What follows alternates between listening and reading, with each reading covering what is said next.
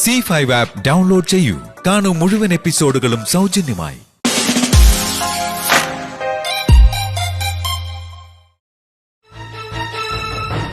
ഒന്ന് ഇറങ്ങി വരണം ശാലിനി, ഒരു കാര്യമുണ്ട്. ശാലു ഒന്ന് വേഗം വാ.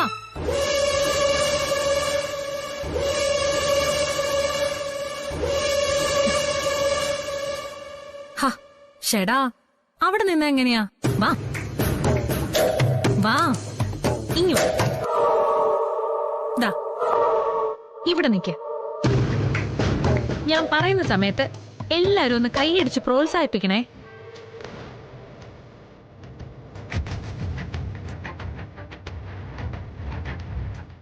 വിശിഷ്ടാതിഥിയെ ഞാൻ മാല ചാർത്താൻ പോവാ.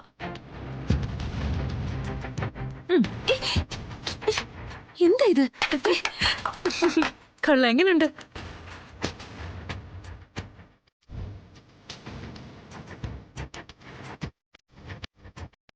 സാധാരണ എല്ലാവർക്കും സാധിക്കുന്ന കാര്യമല്ല സിവിൽ സർവീസ് എഴുതിയെടുക്കുക.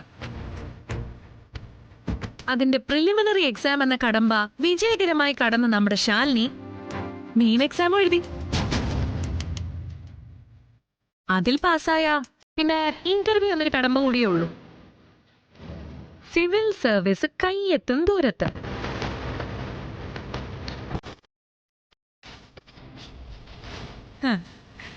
നമ്മുടെ മിടുമിടിക്കായ ശാലിനി സിവിൽ സർവീസ് മെയിൻ എക്സാമിൽ 8 നിലയിൽ പൊട്ടി.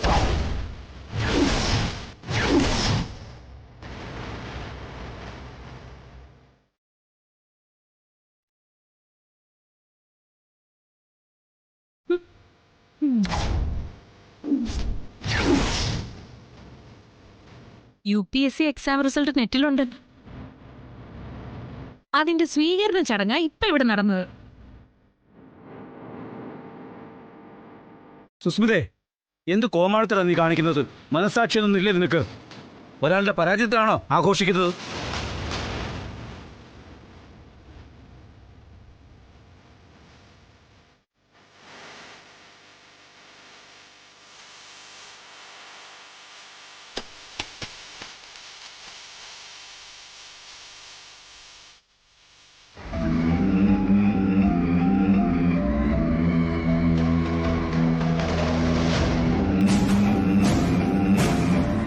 ഇവളുടെ പരാജയം ഞാൻ ആഘോഷിക്കും അങ്കിൾ. അതിന് കാരണമുണ്ട്. കല്യാണത്തിന് മുമ്പേ തന്നെ ഇവര് തമ്മിലുള്ള പ്രണയം കൊടുമ്പിരി കൊണ്ടിരുന്നാണല്ലോ. അന്നെന്നെ ഇവളുമായിട്ടാ വിഷ്ണുവേട്ടൻ താരതമ്യപ്പെടുത്തിയിരുന്നത്.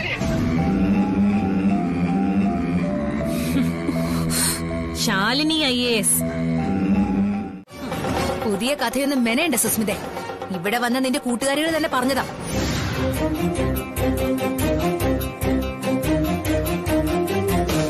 സിവിൽ സർവീസ് എന്ന് പറഞ്ഞ കോപ്പി അടിച്ചും കൈക്കൂലി കൊടുത്തും പാസ്സാകാവുന്ന പരീക്ഷയല്ല. ഒരുപാട് വായനയും അറിവും വർഷങ്ങളുടെ പരിശീലനവും വേണം. മെയിൻ എക്സാം ആദ്യ തവണ തന്നെ പാസ്സായവർ ചുരുക്കം. ഒരു വട്ടം കൂടി ശാലിനി ആ പരീക്ഷ എഴുതിയാൽ നീ പറഞ്ഞതൊക്കെ തന്നെ സംഭവിക്കും സുസ്മിത.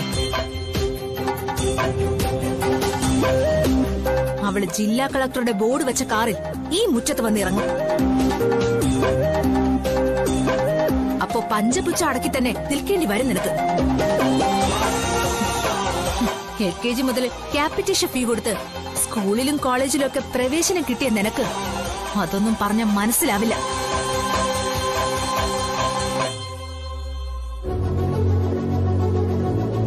ചുരുങ്ങിയ പക്ഷം ഇന്ത്യൻ പ്രസിഡന്റ് ആരാണെന്ന് നിനക്കറിയൂ? അതൊക്കെ എനിക്കറിയാം. നരേന്ദ്രമോദിയല്ലേ? അല്ലടി, ജവഹർലാൽ നെഹ്റു. നെഹ്റു പുള്ളിക്കാരൻ മരിച്ചുപോയില്ലേ? ഇതാ പറഞ്ഞത്, നീയും ശാലിനിയും തമ്മിൽ ഒരുപാട് അന്തരമുണ്ടെന്ന്. ഇനിയൊരു 100 ജന്മം എടുത്താലും സുസ്മിതയ്ക്ക് ശാലിനി ആവാൻ പറ്റില്ല.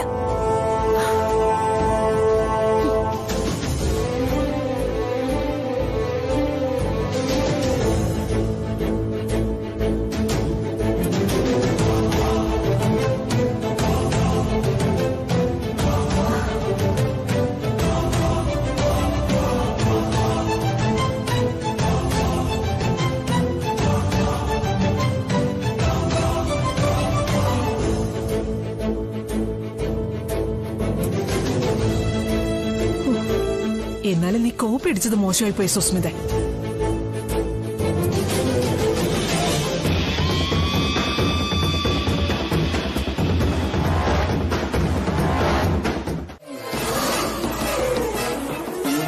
അവളുടെ ഒരു world television premier ഒലക്കയുടെ mood.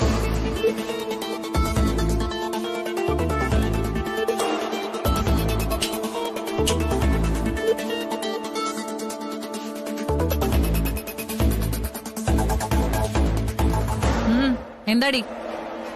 Video കയ്യില് വേണമെന്നില്ല. എപ്പോഴും ഞാനിങ്ങനെ വിളിച്ച വാലാട്ടിക്കൊണ്ട് വരേണ്ടി വരും നിനക്ക്. നിന്റെ ജനസിന്റെ ഗുണം അതാ. എന്താടി നീ പറഞ്ഞേ? അടങ്ങി നിനക്ക് സുസ്മിത. ആദ്യം ഞാൻ പറയുന്നത് നീ ഒന്ന് ശ്രദ്ധിച്ചു കേൾക്ക്. എന്റെ അമ്മയും ശാരികച്ചി നിൽക്കുന്നിടത്ത് നീ അഴിഞ്ഞാടിയപ്പോഴേ ഞാൻ കരുതിയതാ നീ എന്തോ ഒപ്പിച്ചു വെച്ചിട്ടുണ്ടെന്ന്. എന്റെ സംശയം ശരിയായി. വന്നു നോക്കുമ്പോ ഫോൺ പൊട്ടിച്ചിതറി കിടക്കുന്നു. മെമ്മറി കാർഡ് കാണാനുമില്ല. അതിനെ നീ കൊണ്ടേ കേസ് കൊടുക്കടി. ഇനി ഞാൻ ആ ഫോൺ പൊട്ടിച്ചെന്ന് പറഞ്ഞാലേ ആരും വിശ്വസിക്കാൻ പോകുന്നില്ല. കേസ് കൊടുക്കുമ്പോഴേ ആ വീഡിയോയും കൂടി കൊടുത്താലോ? അപ്പൊ വിശ്വസിക്കില്ലേ? അതിന് നിന്റെ കയ്യിലിപ്പോ ആ വീഡിയോ ഇല്ലല്ലോ.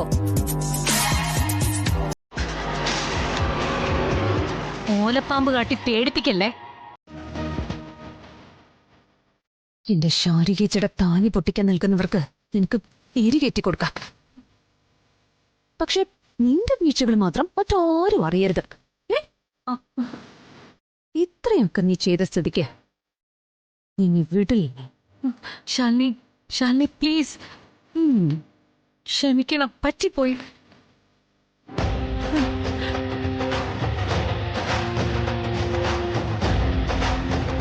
ആരോടും പറയില്ലേ മാം. ഞാൻ പറഞ്ഞതെല്ലാം തിരിച്ചെടുത്തു. പ്ലീസ് എഴുന്നേക്ക്. എഴുന്നേക്കാൻ.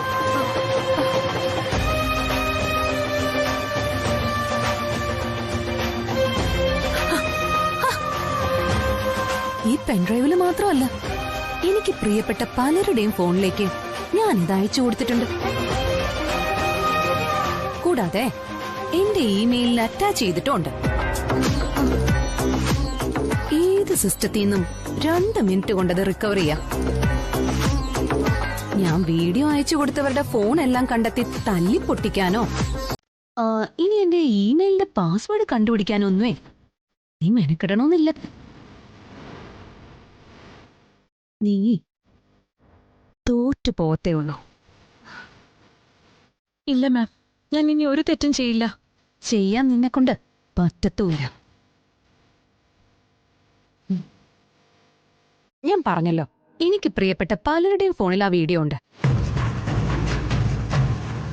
എന്നെ പാമ്പിനെ കൊണ്ട് കൊത്തിച്ചു കൊല്ലാൻ നീ ഗൂഢാലോചന നടത്തുന്നതാ ആ വീഡിയോയില്. വധഗൂഢാലോചന. ഇനി എന്റെ കാലിലൊരു മുള്ളു കൊണ്ടാ പോലും അതിന് ഉത്തരവാദി നീയാ സുസ്മിത. നിന്റെ അച്ഛന്റെ UK കസേരയ്ക്കടിയിലേക്ക് നീ പറഞ്ഞാലുവേ നിന്നെ അവിടെ നിന്ന് പോലീസ് പൊക്കും. സിവിൽ സർവീസ് മെയിൻ എക്സാം വരെ എത്തിയ എനിക്ക് അത്രയ്ക്ക് ബുദ്ധിയില്ലാന്ന് വിചാരിച്ച നീ ഒരു മരമണ്ടി തന്നെ. Hello, say yes or no? Yes. ഈ ബുദ്ധി ഉള്ളതുകൊണ്ടാ ഞാൻ നിന്റെ ഉടയോളും നീ എന്റെ അടിമയോ ആയത്. മനസ്സിലായോ? മനസ്സിലായി. സിവിൽ സർവീസ് എക്സാമിൽ ഞാൻ തോറ്റെന്നും പറഞ്ഞ് നീ നടത്തിയ ആഘോഷമില്ല, അതിന് ഞാൻ പിന്നെ മറുപടി പറഞ്ഞോളാം.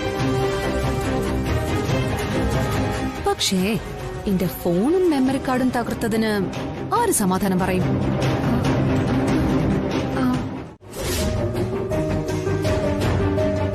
അപ്പൊ നീ കാണിച്ചതൊക്കെ അതൊക്കെ ഒരു അഭിനയല്ലേ കൃഷ്ണകുട്ടി ചേട്ടാ? അമ്പടി ഭയങ്കരി, നീ എന്നെ കൂടെ പറ്റിച്ചു കളഞ്ഞല്ലോ. ഞാനിപ്പോ അങ്ങനെ കാണിച്ചില്ലായിരുന്നെങ്കിൽ അവൻ പിന്നെ ആ മോശേട്ടെ ഈ വീട്ടിലേക്ക് എഴുന്നള്ളിച്ചേനെ. 10 പൈസയ്ക്ക് ഉപകാരമുണ്ടോ? അതുമില്ല. അപ്പൊ ഞാൻ പഠിപ്പിച്ചു തന്നതുകൊണ്ടൊക്കെ ഗുണമുണ്ട് നിനക്ക്. നമ്മക്കെന്ന് പറയും.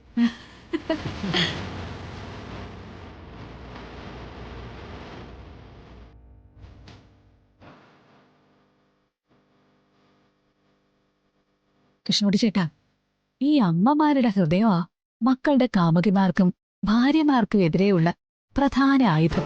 വേണ്ട സമയത്ത് വേണ്ട പോലെ ഉപയോഗിക്കാൻ അറിയാമെങ്കിൽ മക്കളെ പിടിവിട്ട് എങ്ങോട്ടും പോവില്ല.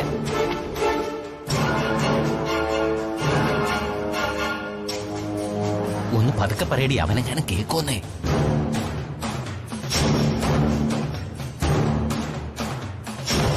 ഏയ്, അവന് ഏതെങ്കിലും പുസ്തകത്തില് തല പൂഴ്ത്തിയിരിക്കുമായിരിക്കും. നിന്റെ ഒരു കാര്യം.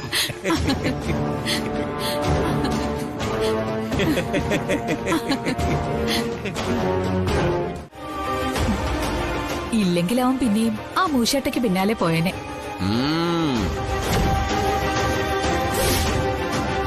എനിക്കിത് ആരോടെങ്കിലും പറഞ്ഞൊന്ന് ചിരിക്കാത്ത വയ്യ. ചിരിക്കാൻ ഞാനും കൂടെ കൂടട്ടെ?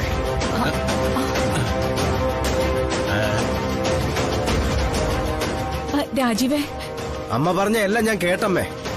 എനിക്ക് ശരിക്കും അപ്പം നെഞ്ചുവേദന വന്നതാടാ. ഞാനൊന്ന് തമാശക്ക് പറഞ്ഞതേ ഉള്ളൂ. മറ്റുള്ളവരുടെ ജീവിതം വെച്ചിട്ടാണോ അമ്മേ അമ്മയുടെ ഈ തമാശ?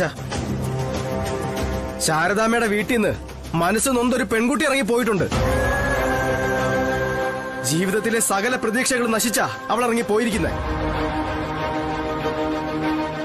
കുളത്തിലേക്കോ കായലിലേക്കോ കടലിലേക്കോ എവിടേക്കാന്ന് അറിയത്തില്ല.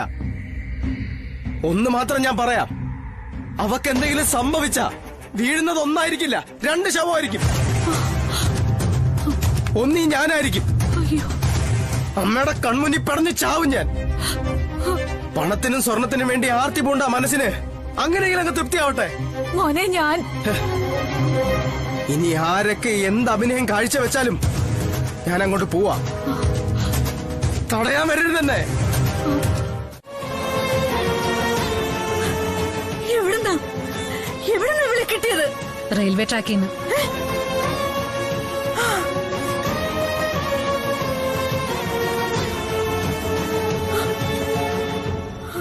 ട്രെയിൻ വരുന്ന സിഗ്നൽ വീണ് കിടക്കുന്നത് കണ്ടിട്ടും ട്രാക്കിലൂടെ അങ്ങ് നടക്കുമായിരുന്നു. ബോധം നഷ്ടപ്പെട്ടതുപോലെ കണ്ണുകളൊക്കെ ശൂന്യമായിട്ടങ്ങനെ.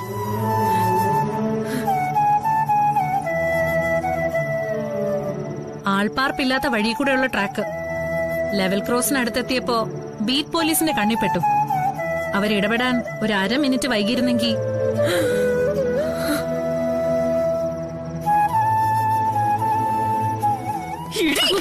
ശാരദാമ്മേ, വേണ്ട, ഓളകത്തേക്കില്ല.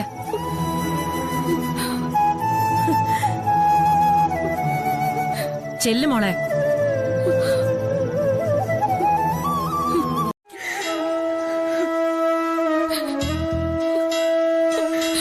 ഇനി ആവർത്തിക്കില്ല ഞാൻ.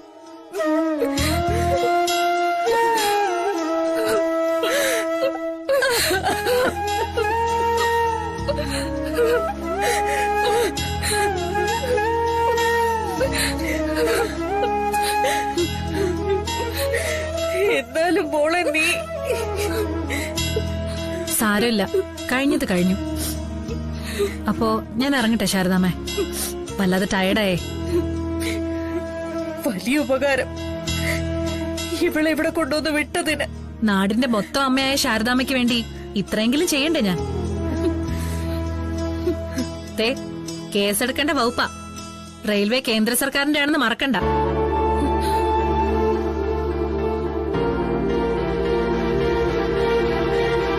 ഞാൻ സ്ട്രോങ് ആയിട്ട് ഇടപെട്ടതുകൊണ്ടാ അവര് കേസ് ഒഴിവാക്കിയത്.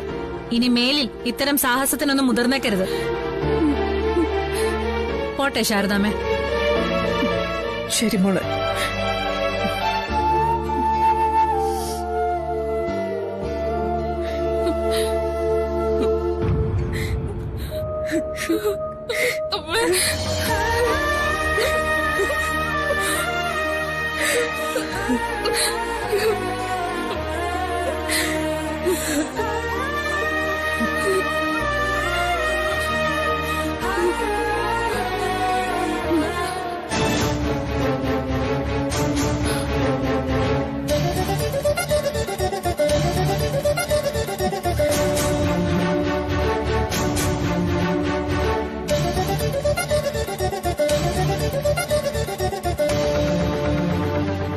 കുറിച്ചെങ്കിലും ഒരു നിമിഷം ആലോചിക്കാറ്.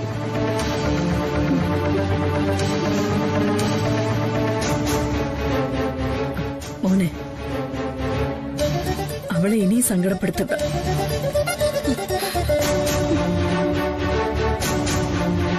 പറഞ്ഞില്ലേ, ഇതിന് അത്രയ്ക്ക് ബുദ്ധിയേ ഉള്ളൂ. സാറ് വേണം എല്ലാം പറഞ്ഞു മനസ്സിലാക്കി കൊടുക്കാൻ. എന്റെ അമ്മാവനൊക്കെ ഇപ്പോഴെനിക്ക് ശരിക്കും മനസ്സിലായി തുടങ്ങി. പണത്തിന് വേണ്ടി എന്തും ചെയ്യും അവര്.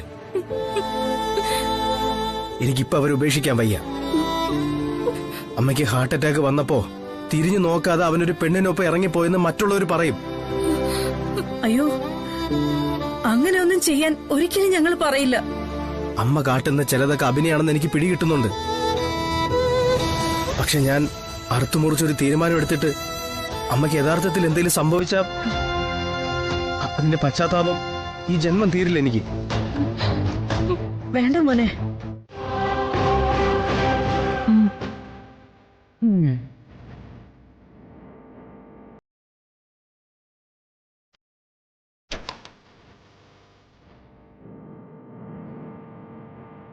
$50,000+ ഓർമ്മയുണ്ടല്ലോ അല്ലേ?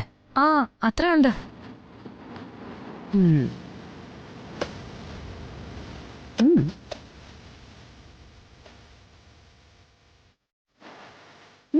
കൊള്ളാം. എല്ലാ ഫെസിലിറ്റീസും ഉണ്ട്. താങ്ക്സ് സുസ്മിത. എന്താ? അല്ല, നീ എനിക്കൊരു പുതുപുത്തൻ ഫോൺ സമ്മാനിച്ചേന്. നിന്നോട് ഞാൻ എന്നും കടപ്പെട്ടിരിക്കും സുസ്മിതേ. അത് മാമിന്റെ ഫോൺ ഞാൻ പൊട്ടിച്ചതുകൊണ്ടല്ലേ? നീ അത് പൊട്ടിച്ചു കളയാനുണ്ടായ സാഹചര്യം എന്താ? എന്നെ പാമ്പിനെ കൊണ്ട് കടുപ്പിച്ചു കൊല്ലാൻ നീ മുരുകേശനുമായി സംസാരിക്കുന്ന വീഡിയോ ആ ഫോണിലുണ്ടെന്ന് സംശയിച്ചു അല്ലേ? അതെ.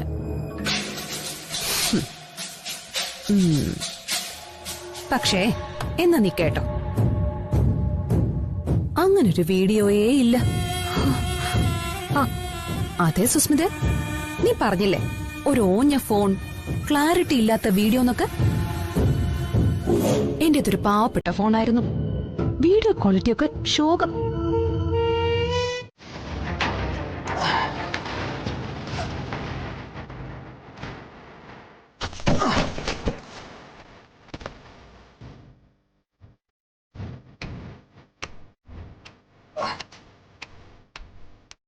ഇതല്ലേ? ദേ ആ വണ്ടിയെ കൊണ്ടുപോക്ക. ഓ, അവിടെ. അവിടെ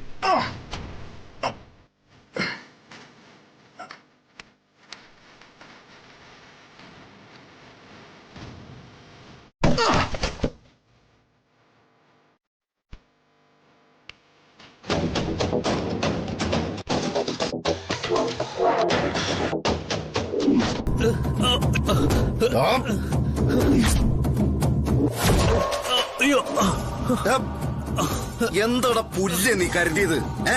എന്നെ പറ്റിച്ചിട്ടങ്ങ് കടന്നു കളയാന്നോ? ഇല്ല വിശ്വാസനെ, അങ്ങനെയൊന്നുമില്ല. കാശിന് കുറച്ച് ടൈറ്റ് വന്നുകൊണ്ട്. ഈ ടൈറ്റ് ഒന്നും ഫാമിലി ആയിട്ടുള്ള നോർത്ത് ഇന്ത്യ ടൂറിൽ കണ്ടില്ലല്ലോടാ.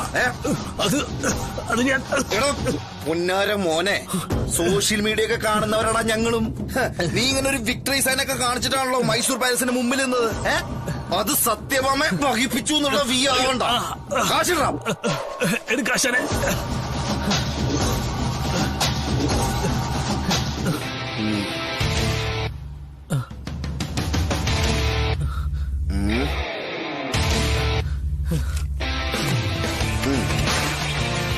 പിന്നെ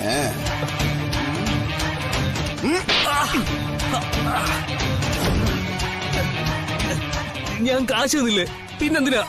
ഇതൊരു ഓർമ്മപ്പെടുത്തല. കബളിപ്പിക്കാൻ നോക്കുമ്പോ ഓർമ്മയുണ്ടാവണം ആരെയാണെന്ന്. സത്യഭാമയുടെ മകൻ വിഷ്ണു.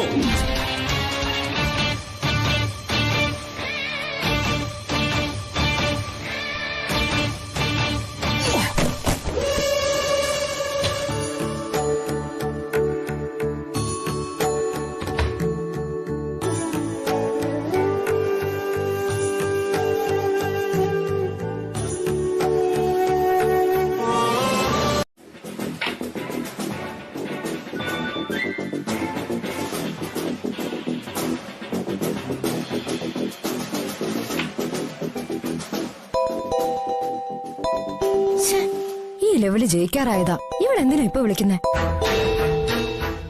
എന്താ? നീ കോൾ അറ്റൻഡ് ചെയ്തില്ലെങ്കിലോ എന്നൊരു പേടിയുണ്ടായിരുന്നു.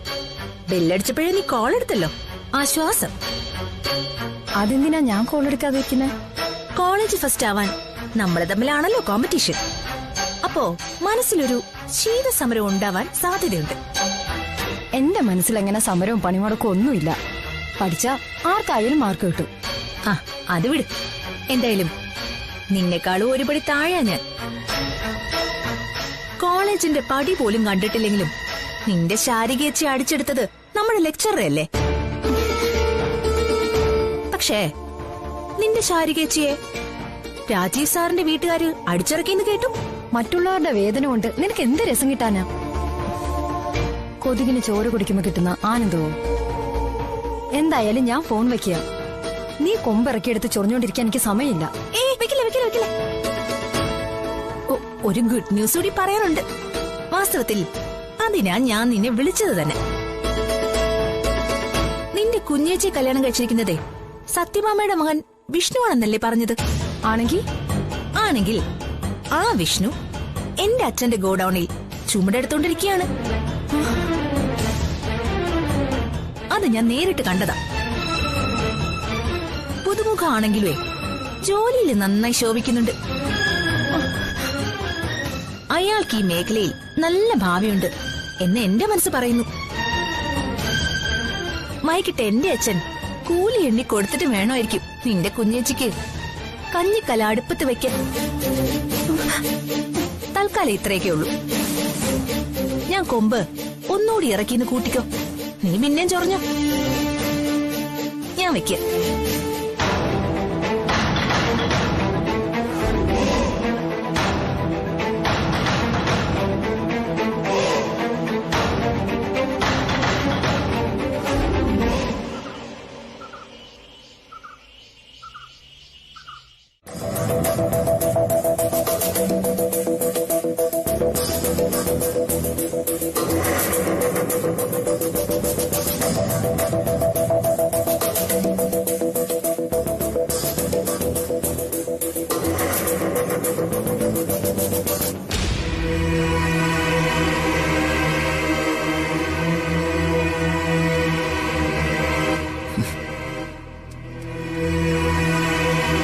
അതെ, ഇയാളോ നിന്നേ.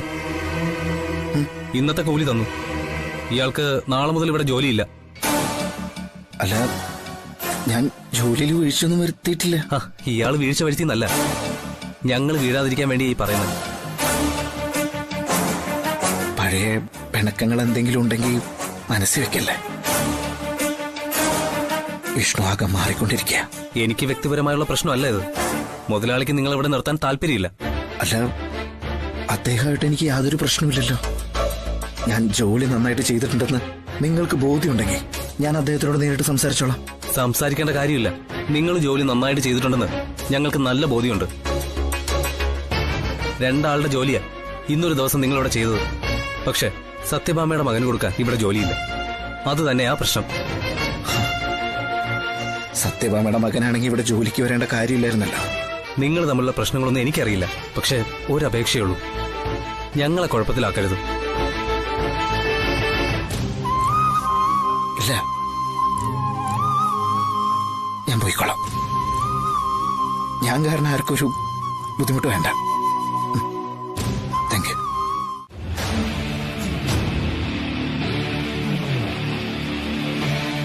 ഭാമേ, നീ ആ പണം വാങ്ങിക്കും. എന്തിന്? സത്യഭാമയ്ക്ക് നെറ്റിയിലിങ്ങനെ പോരാനോ?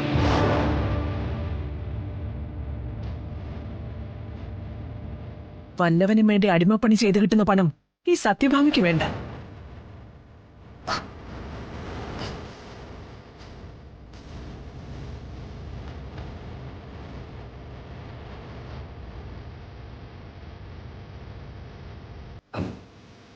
പണം ഞാനവിടെ വെക്കുന്നുണ്ടേ.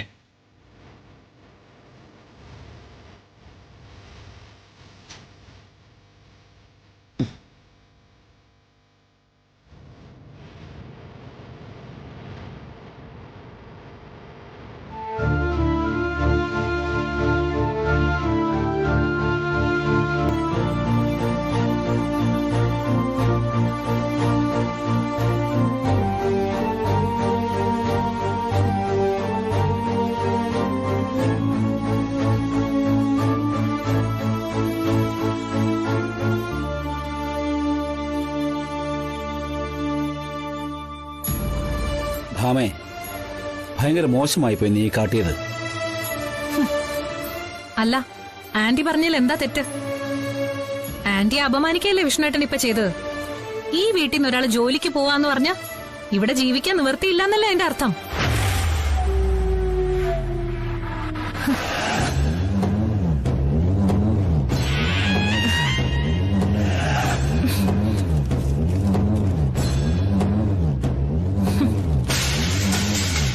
ഒരായിരം ഉലുവ.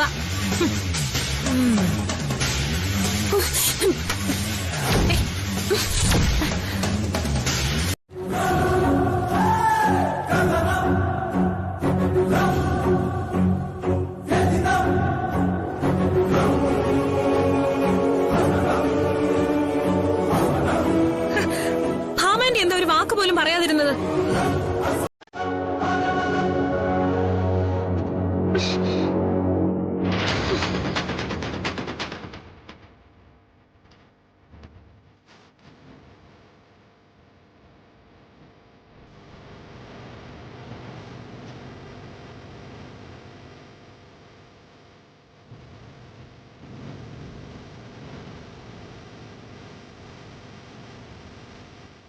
ഭാമേ, നീ ചെയ്ത ശരിയാണെന്ന് തോന്നുന്നുണ്ടോ ഭാമയ്ക്ക്? പിണക്കങ്ങളും പരിഭവങ്ങളും പലതും ഉണ്ടാവും. പക്ഷേ അവൻ നമ്മുടെ മകനാണെന്ന് മറക്കരുത്.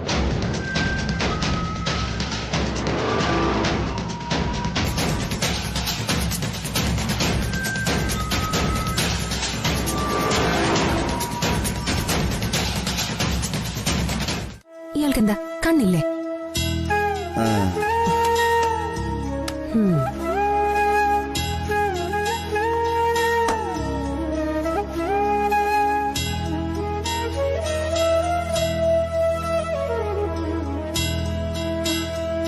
ഭഗവാനെ, എന്റെ ഭർത്താവ് അധ്വാനിച്ച് ആദ്യമായി ഉണ്ടാക്കിയ പണമാ. തുണയായി നീ എന്നും കൂടെ ഉണ്ടാവണേ. വലിയ മോഹങ്ങളൊന്നുമില്ല. അന്നന്ന് ജീവിച്ചു പോകാനുള്ളതെങ്കിലും തന്ന് അനുഗ്രഹിക്കണം നീ.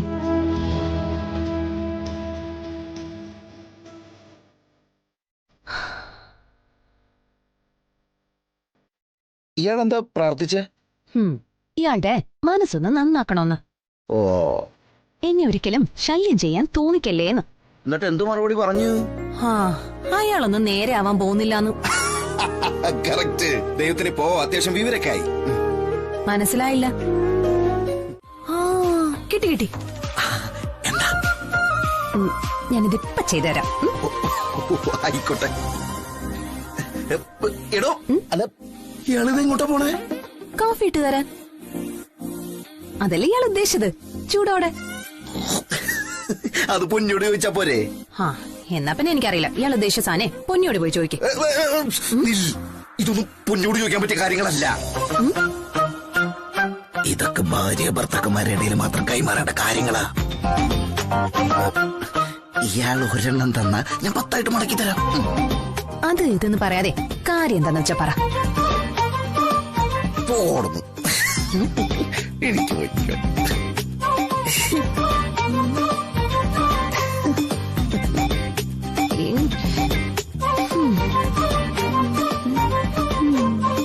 കാൽനഖം കൊണ്ട് ചിത്രം വരയ്ക്കാൻ ഇയാൾ എന്താ ശകുന്തളയാ?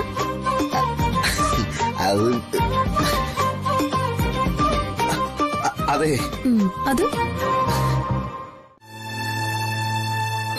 എന്റെ കൈവിരൽ തുമ്പ് പിടിച്ച് അവനെ മുറ്റത്തുകൂടി പിച്ച വെച്ചത് ഇന്നലത്തേതുപോലെ ഓർമ്മയിൽ പച്ച പിടിച്ചു നിൽക്കുക. എന്നിട്ടും നീ ആ പണം വാങ്ങിയില്ല. വാങ്ങാൻ എനിക്ക് പറ്റില്ല രാഘവേട്ട. എന്റെ മകൻ മറ്റുള്ളവർക്ക് മുന്നിൽ പണത്തിന് വേണ്ടി കൈകെട്ടി നിൽക്കുന്നത് എനിക്കിഷ്ടമല്ല. അതുകൊണ്ട് അവനെ പലയിടത്തും ഞാൻ ജോലിക്ക് വിലക്കിയത്. പാവം, അവൻ എന്ത് ജോലിയാവും ചെയ്തിട്ടുണ്ടാവുക? എത്ര കഷ്ടപ്പെട്ടിട്ടുണ്ടാവും? ഒന്നും അറിയില്ല. നിന്റെ മകനല്ലേ ഭാമേ വിഷ്ണു? നിനക്കവനോടും തുറന്ന് സംസാരിച്ചൂടെ? എന്തു ബന്ധമായാലും കുറച്ചകന്നു കഴിഞ്ഞ വീണ്ടും കൂടിച്ചേരാൻ കുറച്ച് ബുദ്ധിമുട്ടാവും രാഘവേട്ട. അതുകൊണ്ടല്ലേ 30 പവൻ വാങ്ങാനുള്ള പണം ഞാൻ കൊടുക്കാന്ന് പറഞ്ഞിട്ടും അവനത് വാങ്ങാതിരുന്നത്. ഒരിക്കൽ നിന്റെ പണപ്പെട്ടിന്ന് സ്വാതന്ത്ര്യത്തോടെ പണം എടുത്തവനാ വിഷ്ണു. അന്നവനെ വിലക്കാതിരുന്നെങ്കിൽ, കാവൽ നായ എന്നവരെ വിളിച്ച് അധിക്ഷേപിക്കാതിരുന്നെങ്കിൽ. ശാലിനി ആധാരം മോഷ്ടിച്ച് പണയം വെച്ചെന്ന സംശയം നിലനിൽക്കുമ്പോ ഞാൻ എങ്ങനെ വീണ്ടും പണം കൊടുക്കാൻ സമ്മതിക്കണ്ട രാഘവേട്ട? ഞാൻ ഉണ്ടാക്കുന്നതല്ല അവന് വേണ്ടിയിട്ടാണെന്നുള്ള ആലോചനയെങ്കിൽ അവന് വേണ്ടേ? ആത്മാഭിമാനം മുറിപ്പെട്ട പെട്ടെന്നാവരണം ഉണങ്ങില്ല ഭാമേ. നീ പറയുന്നെല്ലാം അനുസരിച്ചിരുന്ന ഒരു നഴ്സറിക്കുട്ടി അല്ല വിഷ്ണു. ആവേണ്ടതുമില്ല. ഇന്ന് അവനൊരു ഭർത്താവാ. ആ ഭാര്യയുടെ മുമ്പിൽ വെച്ച് കൂടിയാ അവൻ അപമാനിക്കപ്പെട്ടത്. അതുള്ളിലൊന്നും വെച്ചായിരുന്നില്ല. സത്യഭാമയ്ക്ക് ഇങ്ങനെ പെരുമാറാൻ അറിയൂ രാഘവേട്ട. ചിലപ്പോ അവനായിരിക്കും ശരി, സത്യഭാമ തെറ്റും. പക്ഷെ ഇനിയൊരു മാറ്റത്തിന് വയ്യ.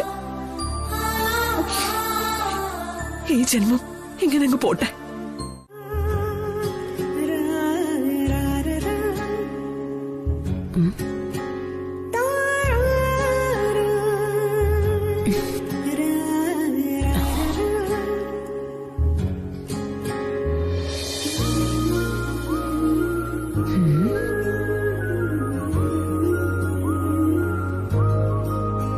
നല്ല ഉറക്കമായി.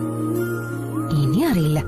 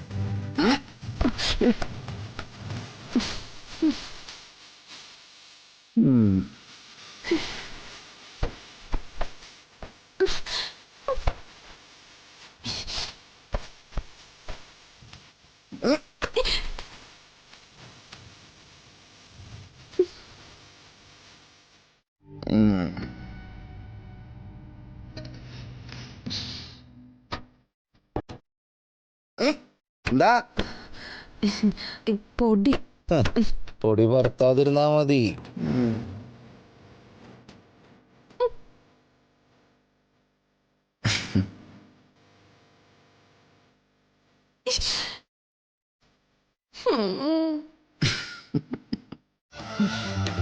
പറയടി, എന്താ നിന്റെ പ്ലാൻ?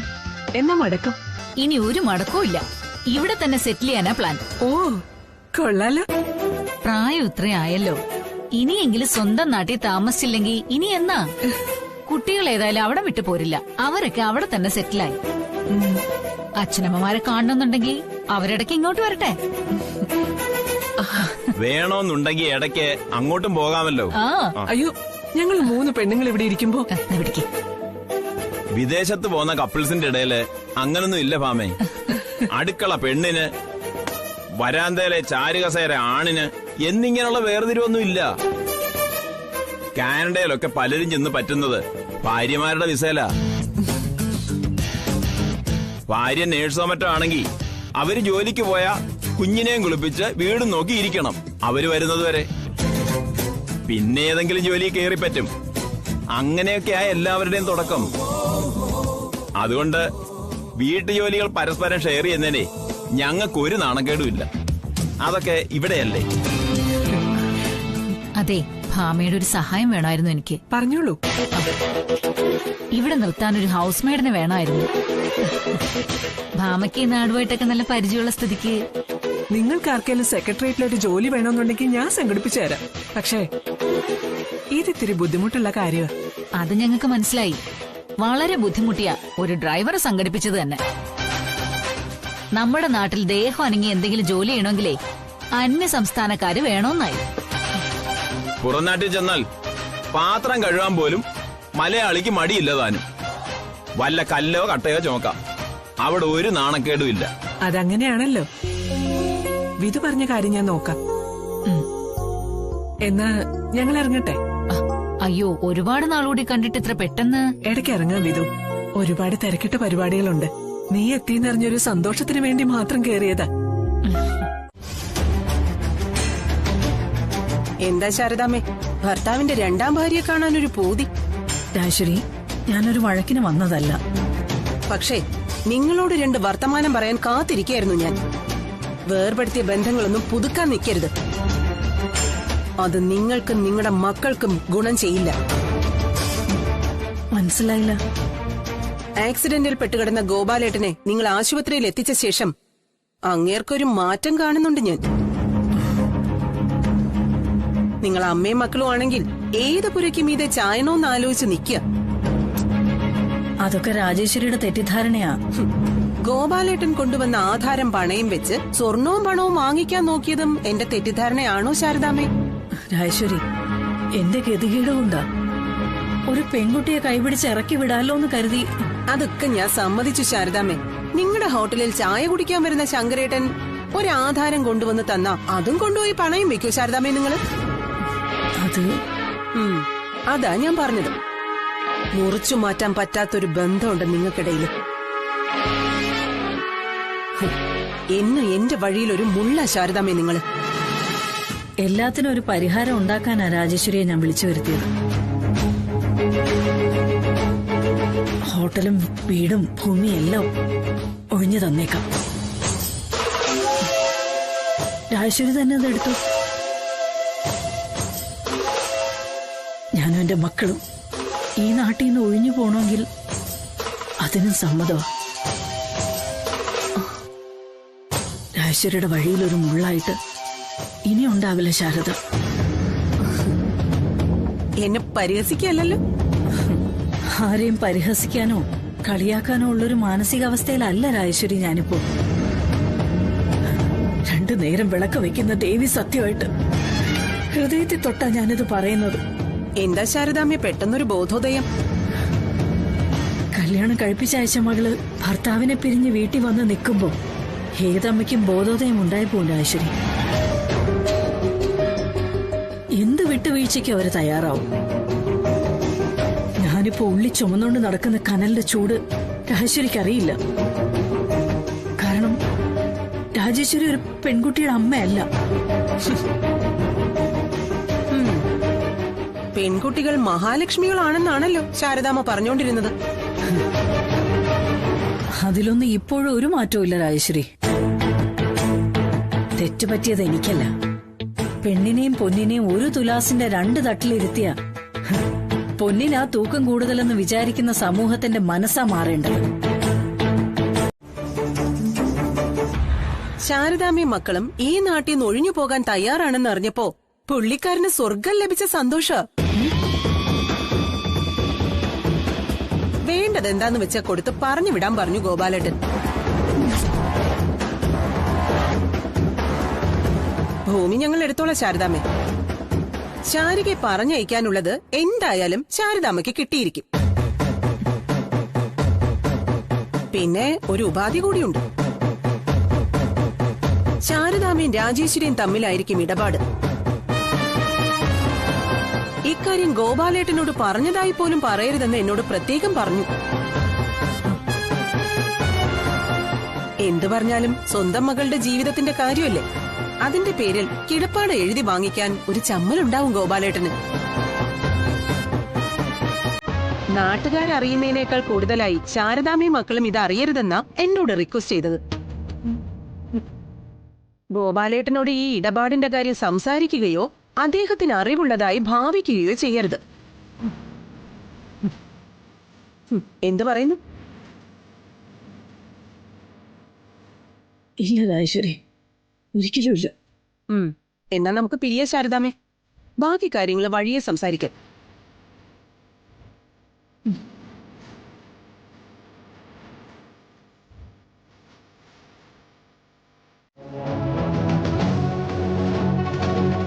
അതിനേക്കാൾ മോശമെന്ന് പറയാവുന്ന ജോലി ഒരുപാട് ചെയ്തിട്ടുണ്ട് ഇവന്റെ അച്ഛൻ.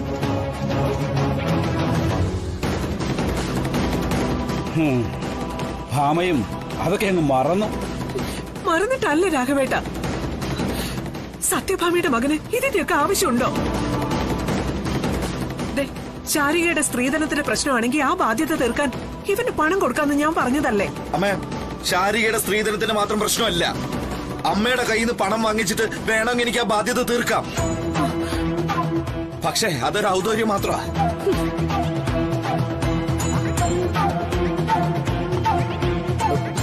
സത്യഭാമ ആരുടെ അടുത്തൊന്നും ഔദാര്യം സ്വീകരിക്കാറില്ലല്ലോ. സത്യഭാമയുടെ മകൻ അത് ചെയ്യണം എന്നാണോ അമ്മ പറയുന്നേ?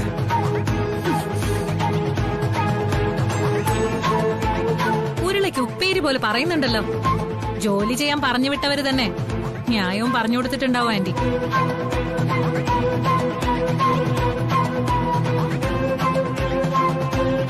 ചായക്കടയിൽ ഗ്ലാസും കഴുകി അടുപ്പത്ത് അരി ഇടുന്നവർക്ക് ഒന്നിനൊരു മടി ഉണ്ടാവും. അല്ല, ഇയാൾക്ക് കിടക്കാറായില്ലേ? ആ, കിടക്കണം. ശരി. ഇയാളിന്ന് തറയെ കിടക്കണ്ട, പിന്നെ ബെഡിൽ കിടന്നു. ഇന്നത്തേക്ക് ഒരു കൺസെഷൻ. സത്യം? അത്രയ്ക്ക് റിയാക്ഷൻസ് ഒന്നും വേണ്ട. ജോലി ചെയ്ത് ക്ഷീണിച്ചു വരികയല്ലെന്ന് കരുതി ഒരു ദയ തോന്നിയേ ഉള്ളൂ. ചേട്ടാ, ഇതറിഞ്ഞിരുന്നെങ്കിൽ ഞാൻ എന്നേ പഠിക്കു പോയി തുടങ്ങിയേനെ.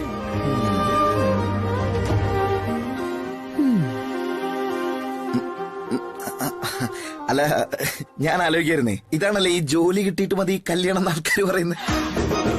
മനസ്സിലായില്ല.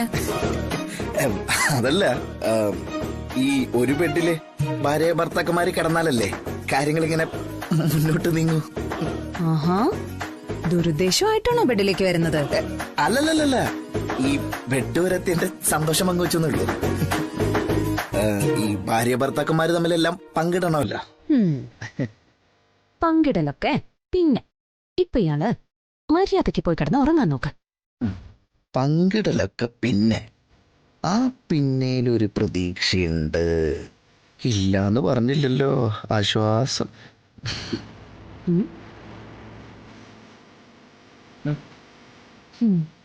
അവസരം മുതലാക്കാൻ എങ്ങനെ നോക്കിയാലേ.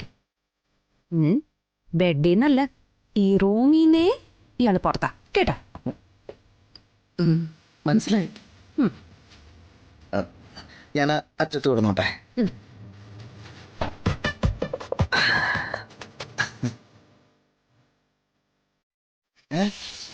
ഇതെന്താ? അതിര്. ഓ, അതിരി.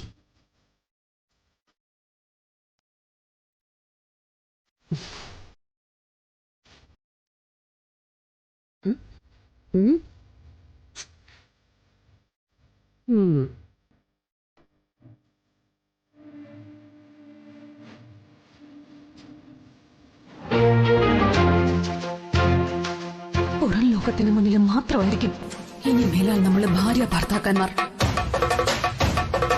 ഈ 4 ചുവരുകൾക്കുള്ളിൽ ഒരു ഭാര്യയായി നിങ്ങൾ എന്നെ പ്രതീക്ഷിക്കരുത്. ഒരു ദാമ്പത്യ ബന്ധവും നമുക്കിടയിൽ ഉണ്ടാവില്ല ഒരിക്കലും.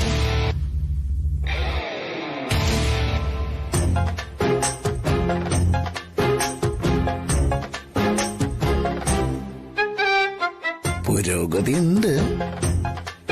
ഒരു ഉമ്മ കൊടുത്താലോ?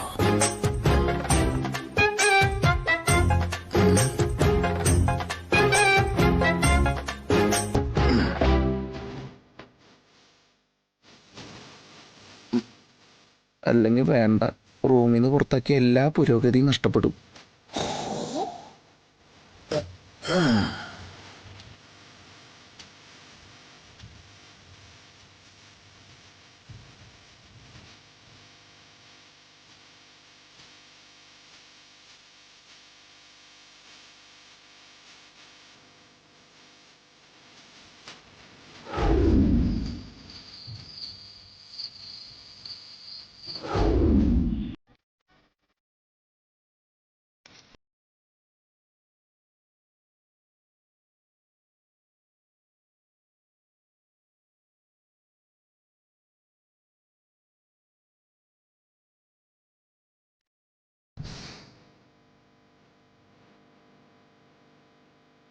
പാവം, എന്റെ കുടുംബത്തിന് വേണ്ടിയാണല്ലോ ഈ കഷ്ടപ്പെടുന്നതൊക്കെ.